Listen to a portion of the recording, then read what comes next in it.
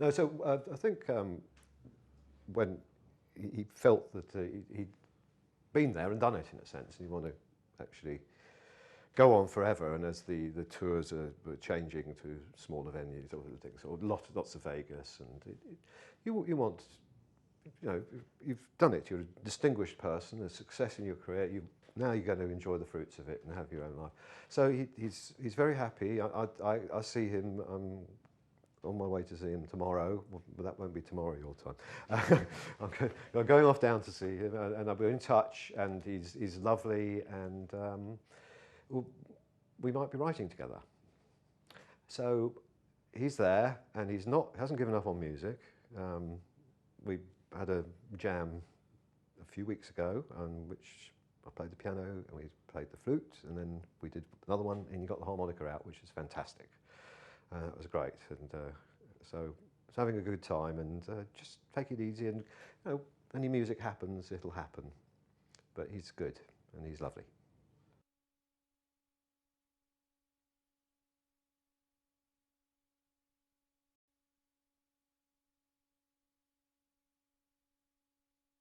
Right, John Denver played his first ever show in the UK as a support artist to the Moody Blues at Wembley, and I think it was around 72, and he went on, announced, ladies and gentlemen, welcome John Denver. He did 2 numbers, the audience were yawning and who the hell is this, and he put his guitar down. He said, I know you don't know who the hell I am and you're not very interested. So he took out 4 balls and started juggling, and the audience loved it. They just went wild, you know, thought this guy's got a lot of character. Luckily enough for John, sitting in the audience was a producer, a BBC producer, and he came backstage afterwards, said, I loved your show. His name was Stanley Dorfman. He worked for BBC 2, and within a short time he had his first ever TV series here in the UK, BBC 2. America picked it up, and the rest is history. So in some way, John could thank the Moody Blues for having him on to support, created his career. Really launched him, didn't it? It's Absolutely. amazing, yeah. But there was another funny incident, wasn't there, involving John Denver later on? Well, yeah, I mean, a few years later when John was huge, we were putting his tour together, and we were looking for a venue in Manchester, and I suggested a venue in Manchester called the ABC Ardwick, and they said, oh, never heard of that, but okay, if you're saying it's good to play, let's play it. Well, the reason I suggested it, because literally 18 months earlier, John and Justin had broken away to do a duet album, a one-off called The Blue Jays, and when we were putting their tour together to launch the album, again, I couldn't find a venue in Manchester, and they suggested the ABC Ardwick, and I said, I don't know the building. They said, oh, it's great, we saw the Beatles there, so I booked the date. They played it, they said it went well, it was great, lovely, so I suggested it to Denver.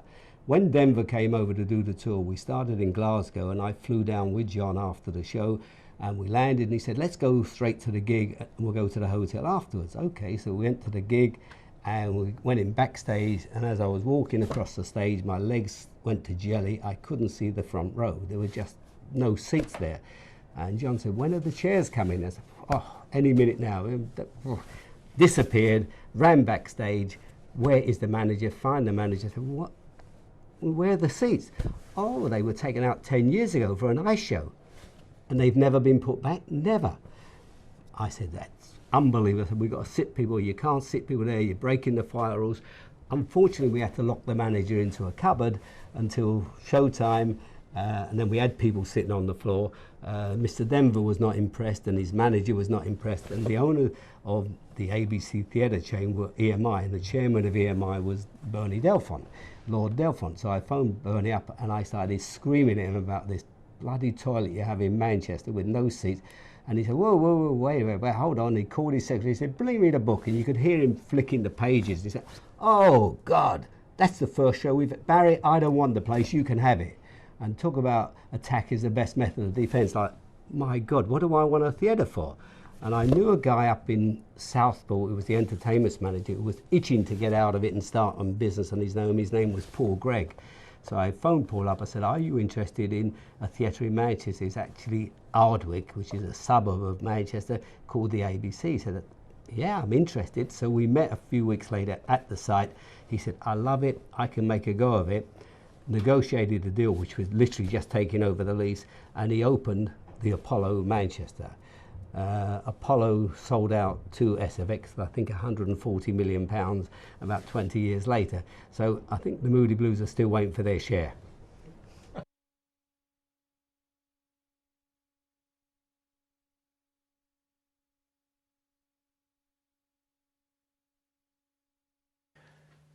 I am Hugh Mendel. I first went to work, I grew up with Decca from its very, very early days, and I first went to work for them just before the last World War. I was employed as the post boy, and I was paid 10 shillings a week, which was considered rather exorbitant, but there you are. That was how my working career with Decca continued for over 40 years, dare I say it. Was Decca a really big, important label at that time? It was, but more after the war. They had to buy success in the early days. They signed Jack Hilton and Roy Fox and Ambrose, who was the great band of the 1930s. And they really came into their own after the war. During the war, things were very difficult because you couldn't get the raw material to press records. You used to be paid to give back your old records. Were you a music fan yourself, Hugh? I mean, was it exciting for you to work for a record company? What was your ambition? I grew up, my grandfather was a director of Decca, and he always referred to Decca as my wayward daughter, because it was always broke and always in difficulties, and I grew up hearing about Decca. I can remember the day when the telephone was cut off. I can remember once staying with my grandparents and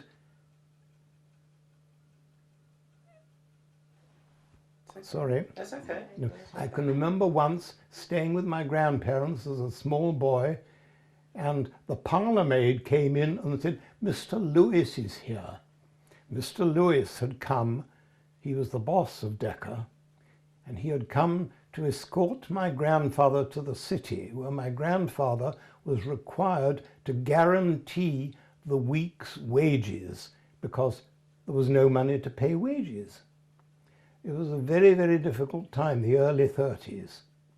He tried paying off artists by giving them shares in the company. I remember Bill Cotton telling me that he regretted that he had refused shares when he moved over there.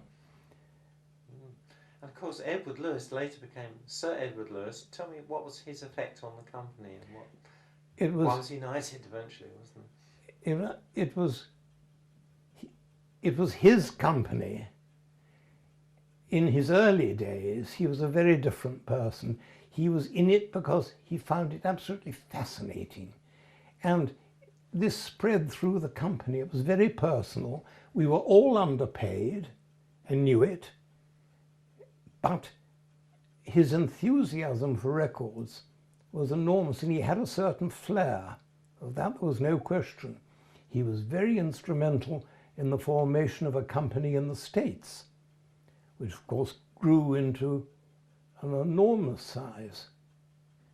Oh, Decca eventually rivaled EMI, didn't it? Oh yes, I think there was a time when our sales in the United Kingdom were larger than EMI's, and of course we managed to catch EMI out at one or two things. They didn't recognize the long playing record, and I'm not quite sure if they believed in stereo. It's hard to believe that now, isn't it? Ridiculous. But Well, companies are always silly, always foolish, aren't they?